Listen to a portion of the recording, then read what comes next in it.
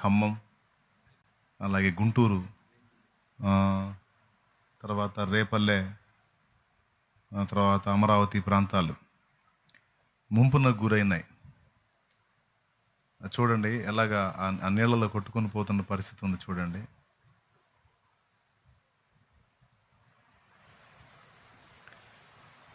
నిన్న విజయవాడ వెళ్ళటం జరిగింది. నేను కొంతమందితో కలిసి కొన్ని ప్రాంతాలు తిరిగాం. కొన్ని ప్రాంతాలకి వెళ్ళే పరిస్థితి లేదు. మన ఆత్మీయులు కూడా కొంతమంది ఇళ్లలోకి నీళ్ళు వచ్చి ఇబ్బంది పడ్డ ఘట్టాలు ఉన్నాయి.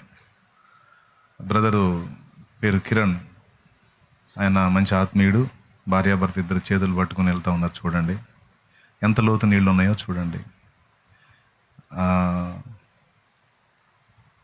విజయవాడ నుంచి ఇక్కడికి ప్రేయర్ కలుస్తూ ఉంటారు వాళ్ళు కూడా. అలాగే సౌండ్ సిస్టమ్ రిపేర్ కూడా చేస్తూ ఉంటాడు తమ్ముడు. తన ఇంట్లో పరిస్థితి అది, ఇంట్లో నీళ్ళు వచ్చేసినాయి మొత్తం.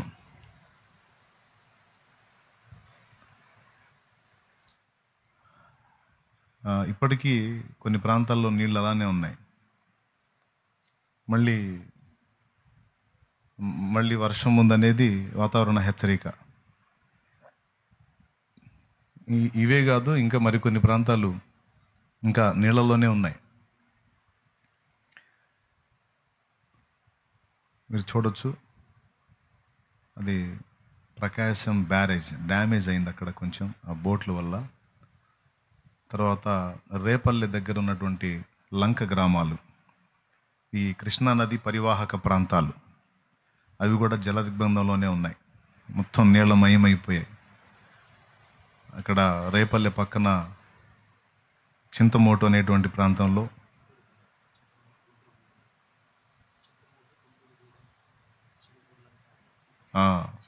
లంక గ్రామాలన్నీ జల దిగ్బంధంలో ఉన్నాయి. ఆ వీడియోస్ కూడా వచ్చినాయి. ఇవన్నీ అది చూడండి, వాళ్ళు ఎంత లోతు నీళ్ళు ఉన్నాయో చూడండి. అక్కడ పాకాలు టాప్ వరకు మునిగిపోయినాయి.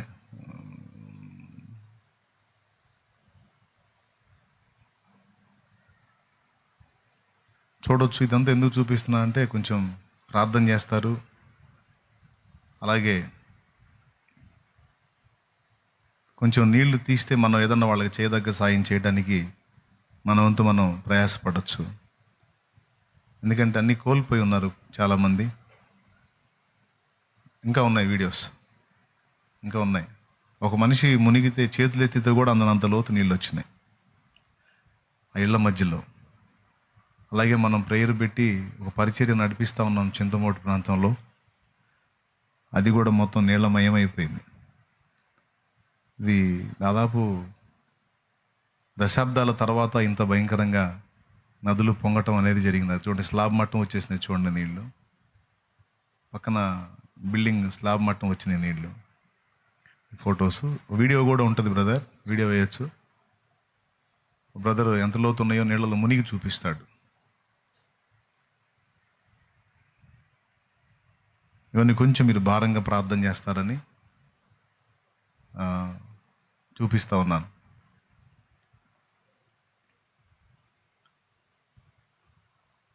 ఆ వీడియో లేదా? పంపించారు, మొత్తం 5 పంపించారు. సో ప్రేయర్ చేయండి. 2 వీడియోలు ఉంటాయి, 3 ఫోటోలు ఉంటాయి. అది విజయవాడలో ఆహారం పొట్లాల కోసం ప్రజలు ఎగబడతా ఉన్న పరిస్థితి. సింగునగర్ బాగా ముంపునకు గురైంది.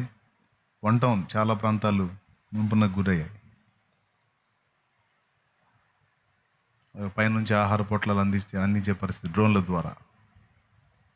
అంటే కిందకి దిగడానికి లేదు. ఇక టెక్నాలజీ ఎంత అభివృద్ధి చెందినా, ఇందాక అజయ్ చెప్పినట్టు సమస్యను చెప్పగలిగిద్ది, కానీ దాన్ని ఆపే శక్తి మాత్రం ఏ టెక్నాలజీకి లేదు.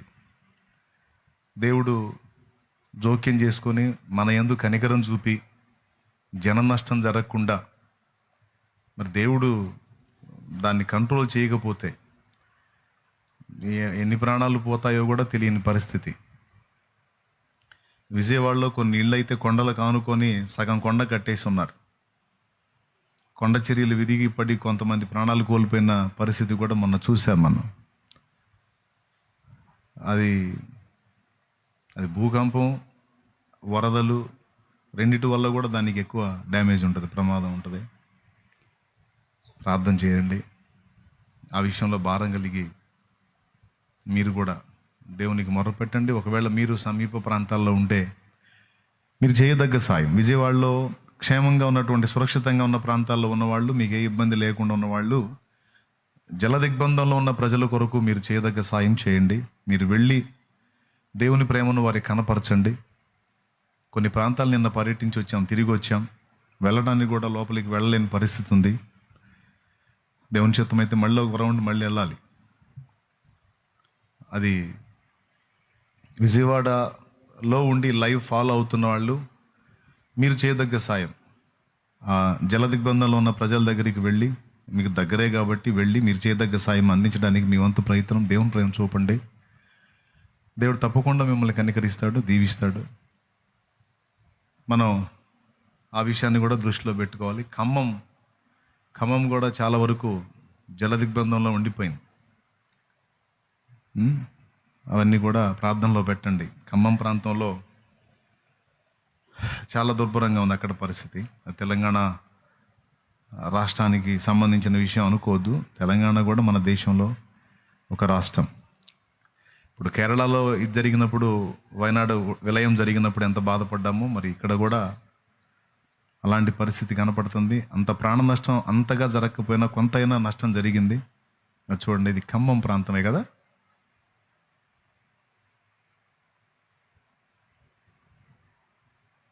ఇది ఖమ్మం ప్రాంతం. అది ఖమ్మం మొత్తం జల దిగ్బంధంలో అయిపోయింది. అది నదా లేకపోతే ఊరా అర్థం కావట్లా. మరి కొంచెం కాలం గడిస్తే కానీ ఆ నీళ్లు తీసినాక ఎవరున్నారు, ఎవరు కొట్టకపోయారు, ఎన్ని నీళ్ళు ఉన్నాయి, ఎన్ని పడినాయి, ఏందనేది బయటకు వచ్చింది.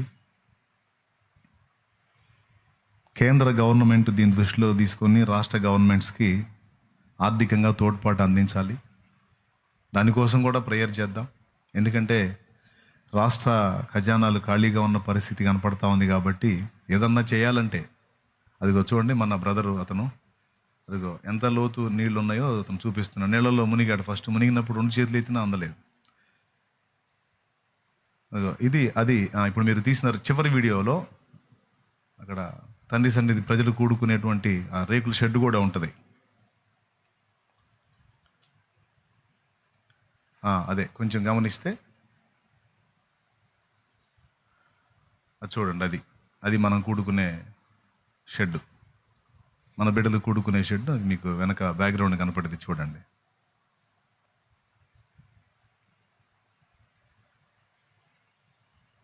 అదే రాని వీడియో రాని.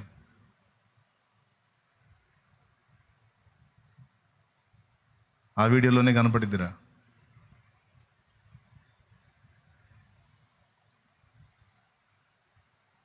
మీరు ముందే ప్రార్థన చేశారు, మళ్ళొకసారి మనఃపూర్వకంగా ప్రార్థన చేస్తారని ప్రేమతో మిమ్మల్ని కోరుకుంటా ఉన్నాను. మీరు చేయదగ్గ హెల్ప్, సమీప ప్రాంతాల్లో ఇబ్బంది పడుతున్న వాళ్ళకి చేయదగ్గ సాయం తప్పనిసరిగా చేయండి. మేము బాగానే ఉన్నాగా, పోయేది వాళ్ళే వేరేగా అనుకోవద్దు. ఖమ్మంలో ఉన్న వాళ్ళైనా, నన్ను వెంబడించేటువంటి బిడ్డలు ముంపున గురైన ప్రాంతాలని దర్శించి అక్కడ ఉన్న బిడ్డలకి చేయదగ్గ సాయం చేయండి. విజయవాడలో ఉన్న ప్రజలు, తండ్రి సన్నిధి ఫాలోవర్స్ ఎవరైతే ఉన్నారో, తండ్రి సన్నిధి ఫ్యామిలీ, అక్కడ ఉన్న బిడ్డలకి మీరు చేయదగ్గ హెల్ప్ చేయండి. ఒకవేళ మీరు అలాగ హెల్ప్ చేసి ఏదైనా వీడియోలు పెట్టగలిగితే అవి చూసి మేము కూడా సంతోషిస్తాం. మరి కొంతమంది ప్రోత్సహించబడటానికి వాటిని కూడా టెలికాస్ట్ చేయడానికి ఇష్టపడతాం, ప్రభు చిత్తం అయితే. మేము ఈ ప్రాంతాలకు వెళ్ళాం, ఇదిగో మేము తండ్రి సన్నిధి ఫ్యామిలీకి చెందిన వాళ్ళు, ఇదిగో మేము కూడా వెళ్ళి మా వంతు మేము చేసామనేది మీరు చేస్తుంటే ఆ ఫొటోస్ కూడా మీరు మాకు పెట్టొచ్చు. వాటిని బట్టి మేము సంతోషించి దేవుని మహింపరుస్తాం. అవకాశం ఉంటే ప్రజలకు కూడా వాటిని తెలియజేసి ఇంకా ఇతరులు ప్రోత్సహించబడేదానికి, పురికొల్పడానికి వాడటానికి ప్రయత్నం చేస్తాం. ఈ దృష్టిలో పెట్టుకొని మీరు ముఖ్యంగా అంటే ఎక్స్పోజింగ్ కోసం కాకపోయినా ముందు ప్రజలకు హెల్ప్ చేయాలన్న దృక్పథంతో చేయండి. మరి కృప మనందరికీ తోడై ఉండును గాక.